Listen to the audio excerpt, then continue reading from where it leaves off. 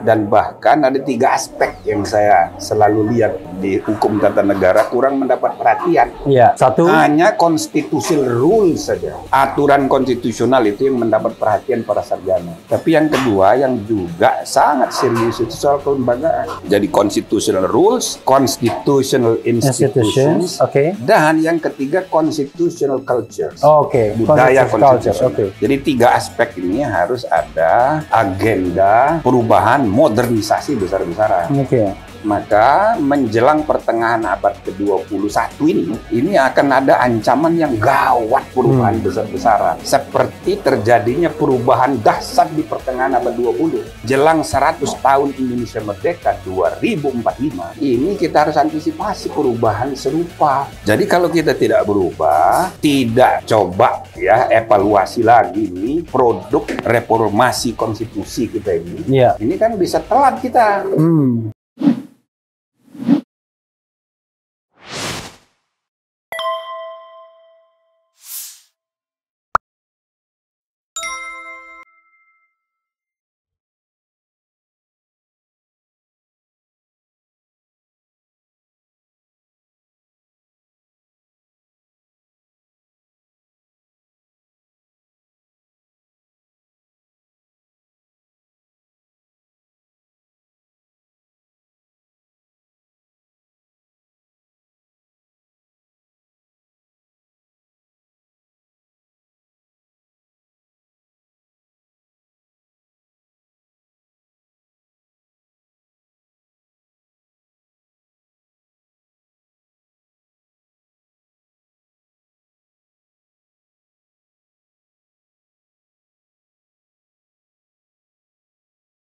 Tapi walaupun asisten wapres jadi presiden. Karena wapresnya nggak ada. Wapresnya nggak ada. Jadi presiden, saya diledek teman-teman. Waduh, ini wapres ad interim. Jadi kemudian sebelumnya bahkan sudah guru besar ya. Guru besar tahun berapa, Bro? 98 pas. Tuh, waktu era reformasi. Mei 98. Gara-gara 20 Mei presiden mengundurkan diri. Jadi pengukuhan saya mundur 1 minggu. Oh, jadi 27 Mei. Jadi Juni. Oh, Juni. Tanggal berapa, Bro? 1 Juni. Lupa saya. Nah, Juni 98. Juni 98 itu Prof Jimli itu baru berusia 30 Wah. tahun 56 kan lahir? Iya. 56 98 42. Kira-kira 42. 42 bareng tahun. Sama Yusril. 42 tahun sudah profesor.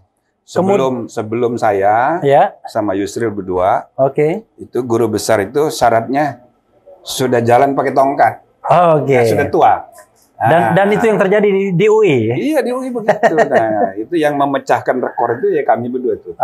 Masih muda. Jadi 42 tahun sudah profesor, dan kemudian pada era reformasi beruntung sekali sempat menjadi hakim konstitusi dan bahkan ketua Mahkamah Konstitusi. Waktu saya jadi wartawan pernah WA SMS-an sama saya. Mungkin Prof lupa. Maju Prof, ikut anggota Mahkamah Konstitusi, ikut jadi hakim konstitusi. Gimana, siapa yang mau mengendorse dan lain sebagainya. Ternyata tidak hanya terpilih sebagai hakim konstitusi, bahkan ketua Mahkamah Konstitusi pada usia yang relatif sangat muda. Pada waktu itu terpilihnya tahun 2003. Ya. Usia waktu itu kalau tidak salah masih 47 tahun. Ya kan? Ya, saingan agak kurang karena saya terlibat merumuskan undang-undang dasar, terlibat menyusun undang-undangnya, gitu kan? Bahkan jadi penasehat dari pemerintah dan juga dari DPR, jadi honornya 2. Lalu sesudah jadi undang-undangnya telat. Tanggal 13. Tanggal 13 Agustus. Hanya 4 hari tersisa untuk memilih anggota. Makanya saya terpilih. Coba kalau agak lama nggak bisa terpilih. Dan yang jelas tidak hanya terpilih sebagai hakim konstitusi, tapi di antara hakim, beliau sebenarnya nomor 2 paling junior. Nomor 2, Prof ya? Palguna kan nomor? Iya, Palguna paling. Jadi nomor 2 paling junior dalam usia waktu itu kira-kira 47 tahun. Ya kan? Semua minta saya. Semua minta beliau. Ya, Bahkan almarhum Profesor Natabaya, salah seorang hakim konstitusi bilang, saya mau nyalon hakim konstitusi untuk periode kedua kalau dia bilang Jimli, sorry. Kalau Jimli nggak nyalon gitu. Karena Prof Natabaya senior memang ya. Mudah-mudahan Allah Subhanahu wa taala menerima amal ibadahnya. Jadi hakim konstitusi yang meninggal Natabaya ya. Oh sama ini ya Muhammad Alim. Pak Alim. Pak Alim ya, Muhammad Alim. Tapi dia tidak dari awal. Pengganti aja. Oke. Yang pengganti Muhammad Alim. Pak Alim itu menggantikan siapa yang pensiun? Saya rasa Pak Laica.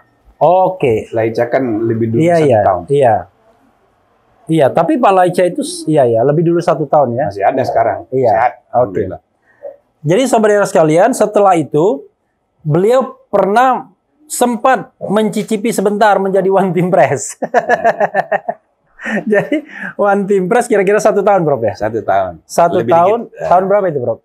2009 2010. 2009 2010 masa pemerintahan SBY jilid 2. Ya. Jilid 2 kan? Tapi rupanya beliau tak betah. Akhirnya mengundurkan diri dan sempat kemudian menjadi ketua, istilahnya ketua DKPP. Dewan itu, Kehormatan Penyelenggara Pemilu. Itu peradilan etika pertama di dunia. Itu peradilan etika pertama di dunia. Kalau MK ke-79. Oke. Nah, ini yang pertama. Yang pertama. Tapi celakanya ketika Pak Jimli nggak ada, Prof Jimli nggak ada, redup lagi. Tapi sebagai ide itu lumayan akan terus karena dibutuhkan. Itu dari tahun berapa, Prof? Jadi itu 2012 sampai 2017. Jadi itu paripurna, 1 periode jabatan 2012-2017. Ada 340 yang kami kasih sanksi. Sebagian besar dipecat. Oke, luar biasa. Tugasnya ya. Tukang pecat. Dan DKPP itu lebih ditakuti dibandingkan Bawaslu. Jadi kalau anggota KPU nggak takut sama Bawaslu, tapi begitu DKPP turun tangan langsung dia mengkeret gitu, karena takut dipecat. Dan terakhir ini, dan masih luar biasa, beliau iseng-iseng aja, nggak serius. Tahun 2019, nyalon sebagai anggota Dewan Perwakilan Daerah dari DKI Jakarta, Provinsi DKI.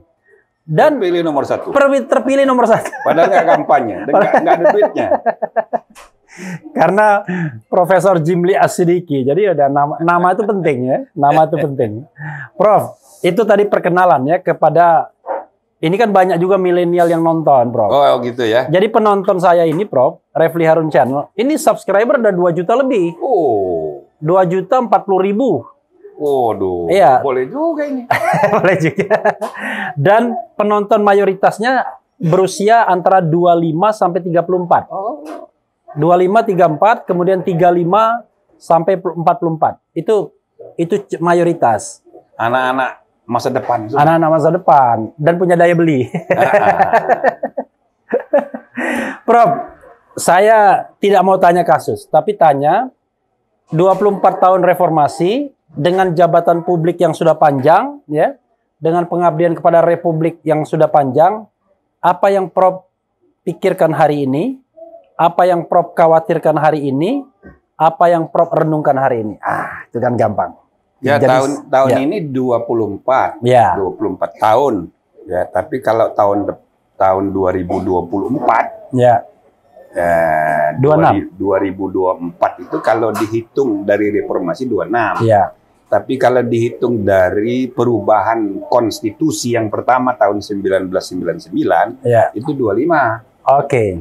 Nah, jadi saya melihat ya 2024 ketika pemerintahan ini berakhir dan akan ada presiden baru, itu momentum ya kita mengimplementasikan tuntutan kebutuhan untuk reformasi gelombang kedua. Oke, good.